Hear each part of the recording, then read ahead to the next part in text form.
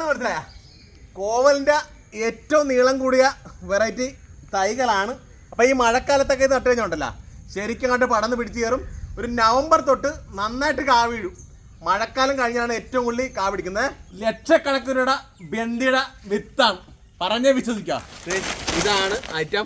അപ്പം അതിൻ്റെ വില ഞാൻ കാണിച്ചു തരാം. കേട്ടാ, 1000 സീഡിന് 3000 ഇതിൻ്റെ MRP കിടക്കുന്നത്. സീഡ് കുത്തി കൃഷി ചെയ്യാൻ ആഗ്രഹിക്കുന്നവരാണെങ്കിൽ ഇതുപോലത്തെ ട്രേയിൽ ചരിച്ചൊരു കമ്പോസ്റ്റും വെർമിക്കലേറ്റൊക്കെ നിറച്ചുകൊണ്ട് സീഡ് പാകുന്നതാണ് നല്ലത്.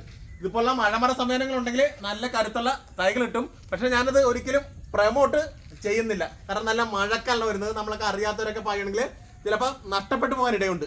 അതിനൊക്കെ നല്ല ഉണ്ടാ അടിപൊളി തൈയാണ്. അപ്പോൾ ഇത് അത്യാവശ്യം ശക്തമായ മഴയത്തായാലും ഇതൊക്കെ തൈയായിട്ട് വെക്കണമെങ്കിൽ ഇതൊരു 25-30 ദിവസം പ്രായമുള്ള തൈയാണ് കേട്ടോ.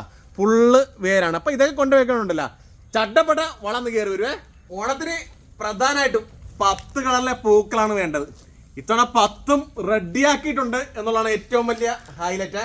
പ്രധാനമായിട്ടും ബന്ദി മഞ്ഞയും ഓറഞ്ചുമാണ് ഹൈലൈറ്റ്. വെള്ളയും ഉണ്ട് കേട്ടോ. വെള്ളക്കാണ് ഏറ്റവും കൂടുതൽ എല്ലാ വർഷവും വില നിൽക്കുന്നത്. അപ്പോൾ നല്ല സീനി തന്നെ പല കളറ്, വാടാമല്ലി പല കളറ്. അപ്പോൾ 10ന് മുകളിൽ കളറുണ്ടെന്ന് തന്നെ പറയേണ്ടി വരും. ഓണക്കാലം നല്ല ടൂറിസം സമയം കൂടിയാണ്. അപ്പോൾ ആ സമയത്ത് വ്യത്യസ്തങ്ങളായ രീതിയിലൊക്കെ പൂക്കൃഷിയാണെങ്കിൽ ഒരുപാട് സഞ്ചാരികളെ അതിലേക്ക് എത്തിക്കാനായിട്ട് പറ്റും. ഇതുപോലെ വ്യത്യസ്തങ്ങളായ രീതിയിൽ ചെയ്യണമെന്ന് മാത്രം. ഓണം അടുത്തെത്തി, പൂക്കൃഷി ചെയ്യാൻ സമയമായി. തിരുവോണത്തിന് 65 ദിവസം മുമ്പ് കൃഷി ചെയ്യാൻ കണ്ടല്ല, അടിപൊളിയായിട്ട് പൂക്കൾ ലഭിക്കും. പ്രത്യേകിച്ച് മഴക്കാലം ആയതുകൊണ്ടാണ് 65 ദിവസം മുമ്പേ നടണം എന്ന് പറയുന്നത്. ഞാൻ എല്ലാ വർഷവും വ്യത്യസ്തമായ രീതിയിലാണ് ചെയ്യുന്നത്. ഓപ്പൺ പ്രൊഫഷണൽ ഫാമിംഗ് എന്നുള്ള രീതിയിൽ ഏക്കർ കണക്കിന് സ്ഥലത്ത് ചെയ്യുന്നുണ്ട്. കഴിഞ്ഞ വർഷമാണെങ്കിൽ വളരെ വ്യത്യസ്തമായ രീതിയിൽ ഒരു പൂക്കളം തന്നെ സൃഷ്ടിക്കുകയാണ് ചെയ്തത്. അതിന് മുമ്പത്തെ വർഷങ്ങളിലൊക്കെ ആണെങ്കിൽ ഒഴുകി നടക്കുന്ന പൂന്തോട്ടാണ് ചെയ്തത്. അപ്പോൾ ഇത്തവണ ഏത് വെറൈറ്റിയാണ് നിങ്ങൾ പ്രതീക്ഷിക്കുന്നതെന്ന് കമന്റ് ഇടാൻ മറക്കല്ലേ. തദ്ദേശ സ്വയംഭരണ സ്ഥാപനങ്ങളുടെ ഇലക്ഷനും കഴിഞ്ഞ്, നിയമസഭ ഇലക്ഷനും കഴിഞ്ഞ്, ജനപ്രതിനിധികളൊക്കെ അങ്ങനെ സുഖിച്ചിരിക്കുകയല്ലേ. പക്ഷെ ഒരു ഗംഭീര പണി വരുന്നുണ്ട്. ഇവരുടെയൊക്കെ ആദ്യ ഓണാണ്. അപ്പൊ കർഷകരുടെ ഒപ്പം നിന്ന് കളറാക്കി തുടങ്ങുന്നുണ്ടല്ലോ. എല്ലാവർക്കും കളറായിട്ട് നിൽക്കാം, പ്രത്യേകിച്ച് ജനപ്രതിനിധികൾക്ക്. ഞാനിപ്പോ നിൽക്കുന്ന നേഴ്സറി മനസ്സിലായ? ഭൂമിപ്രിയ അവരുടെ നേഴ്സറിയിലാണ് നിൽക്കുന്നത്. ഞാൻ ഇവിടെ നിന്നാണ് തൈകളെല്ലാം വാങ്ങിക്കുന്നത്. ഇത് കണ്ട, ഇത് ജമന്തിയാണ്. അപ്പോൾ ഇത് കർണാടകയിലൊക്കെ കൃഷിയെക്കുറിച്ച് പഠിക്കാൻ പോയ സമയത്ത് അവിടെയൊക്കെ രാത്രി അഡീഷണൽ ലൈറ്റ് ഇട്ട് കൊടുക്കും.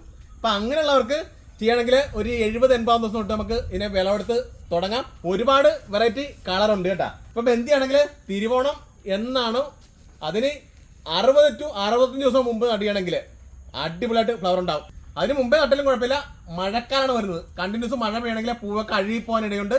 അപ്പോൾ അതുകൊണ്ടാണ് കൃത്യം 65 ദിവസം മുമ്പേ നടണം എന്ന് പറയുന്നത്. അപ്പോൾ അതാണെങ്കിൽ അടിപൊളിയായിട്ട് ഫ്ലവർ ആവും. വാടാമല്ലിയും സീനിയൊക്കെ നേരത്തെ ആയിട്ടാലും കുഴപ്പമില്ല. വാടാമല്ലിയൊക്കെ എത്ര മഴ പെയ്താലും 1 മാസത്തോളം പൂ അതേ തന്നെ നിന്ന് കേടുകൂടാതെ നിൽക്കും. അതുകൊണ്ട് ഇപ്പോൾ തയ്യാറെടുപ്പ് ഇപ്പോഴേ തുടങ്ങുക. ഇപ്പോൾ വാടാമല്ലിയും സീനിയൊക്കെ ഇപ്പോഴേ നട്ടു തുടങ്ങാം. ബന്ദിയൊക്കെ 2 ആഴ്ചക്കുള്ളിൽ നട്ടു തുടങ്ങിയാൽ മതി. അപ്പോൾ ഓണം ജനപ്രതിനിധികൾക്കും കൃഷിക്കാർക്കും കൃഷി ഉദ്യോഗസ്ഥന്മാർക്കും എല്ലാവരും കൂടെ ചേർന്ന് കളറാക്കാം.